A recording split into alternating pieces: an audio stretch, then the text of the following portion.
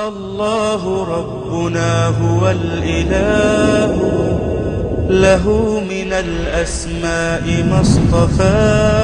حضرات گرامی، علامہ اقبال نے اپنی کتاب مثنوی سچے پایت گرد میں ایک جگہ دعویٰ کیا ہے، اور یہ دعویٰ بہت بڑا ہے۔ ایک ایسے شخص کے منہ سے یہ دعویٰ کہ جو سید الانبیاء صلی اللہ علیہ وسلم کا عاشق ہو، بڑا حیران کن لگتا ہے۔ اقبال فرماتے ہیں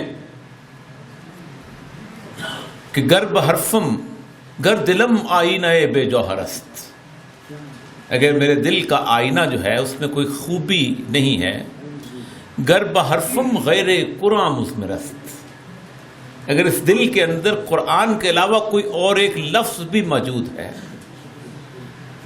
اللہ سے فرماتے پردہ ناموس فکرم چاک کن، میرے جو بہت بڑی یہ ناموس فکر بن چکی ہوئی ہے، یہ پردہ بنا ہوا ہے، میں بہت مشہور ہوں، عالم علامہ پتہ نہیں کیا، تو اس کو چاک کر دے۔ این خیاباں راز خارم پاک کن، اور یہ جو تمہارا گلستان ہے اس میں سے میرے جیسے کانٹے کو نکال کے باہر پھینک دے۔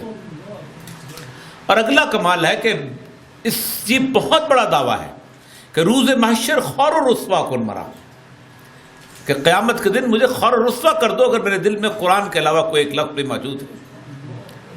بے نصیب از بوسہ پاک کن مرا، مجھے سید الانبیاء صلی اللہ علیہ وسلم کے پاؤں کے بوسے سے بھی محروم کر دینا۔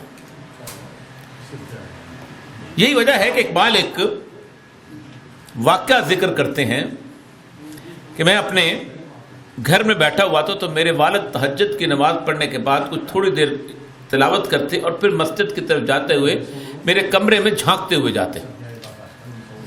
ایک دفعہ کہا تمہیں کچھ پڑھتے ہو قرآن پاک کی سمجھ بھی آتی ہے تمہیں؟ کہا میں نے کہا میں نے صرف و نحو پڑھی ہے، عربی صرف و نحو پڑھی ہے، کچھ تفاسیر بھی پڑھی ہیں، تو مجھے کیوں نہیں سمجھ آئے گی؟ کہا نہیں، میں تمہیں پھر بتاؤں گا۔ کچھ عرصے کے بعد وہاں سے گزرے تو کہا دیکھو قرآن اسی وقت سمجھ آتا ہے جب تم یہ تصور کر لو کہ یہ تمہارے اوپر نازل ہو رہا ہے، تیرے وجود پہ نازل نہ ہو اگر یہ کتاب، گرا کشا ہے نہ رازی نہ صاحب کشاف۔